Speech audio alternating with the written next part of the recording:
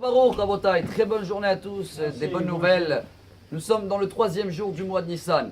Et en ce moment, pendant tous les 12 jours de ce mois-ci, on va essayer chaque jour de prendre quelque chose pour notre vie, améliorer notre vie par rapport à le représentant de la tribu du jour. On avait compris hier et avant-hier que chaque jour du mois de Nissan au début, le premier, qui c'est qui a amené le sacrifice en premier, son cadeau, représentant de Yehuda, c'était les Juifs et c'était la première tribu. Hier, c'était Issachar. Issachar, comparé à l'âne, on a vu que c'est la Torah, ce fardeau qu'on prend sur nous. Et plus on a de charges de la Torah, moins on a des autres soucis. Et voilà aujourd'hui le grand jour. Qui est le 3e représentant d'Israël? Regardez comment, dans l'échelle des préférences, le premier, c'est tout ce qui est Lion, Yehuda. Deuxième, c'est Torah. Troisième, logiquement, c'est qui? Zevulun, bravo. Zevulun était l'associé d'Issachar.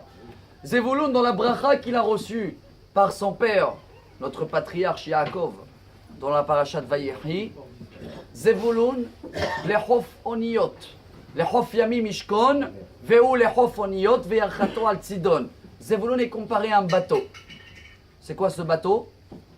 C'est la Parnassa. Zevulun représente dans le peuple juif tous ceux-là qui vont travailler, qui vont passer leur vie dans un endroit qui n'est pas stable. Jamais la mer est pareille, est plate. Les gens qui travaillent sur des bateaux, les gens qui vont voyager toujours pour leur Parnassa, ils savent que la Parnassa, c'est jamais stable. Il n'y a aucune garantie que tout va glisser. Il y a des fois des vagues dans la vie. Mais Zevulun a compris la solution. Pourquoi il passe en 3e dans l'échelle des préférences? Car lui, c'était l'associé de Issachar d'hier. Tout ce qu'il travaillait, il faisait un contrat et il soutenait, comme ça on dit en français, soutenait les gens qui étudiaient la Torah.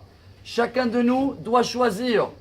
Pour être un lion, Yehuda, il faut, 2e échelle, étudier la Torah. J'ai pas le temps, je travaille. Si je veux que ma vie et ma parnassa sera stable, je vais soutenir ceux-là qui étudient la Torah. N'oubliez pas, on termine avec ce qu'il dit le Or HaChaim. Des fois, il y en a ceux-là qui étudient, qui disent, bon, je vais étudier, il y a quelqu'un qui va m'aider, et quoi, je vais donner mon étude, je vais partager avec lui. Si on est un contrat moitié-moitié, c'est peut-être dommage. Il répond à Chaim HaKadosh, il dit non. La Torah, elle est comparée à une bougie, une lumière. Kiner mitzvah, veTorah or. La mitzvah, c'est comme une bougie. Et une bougie peut toujours éclairer 1 million de bougies. Ça n'enlève rien de la force de la première bougie.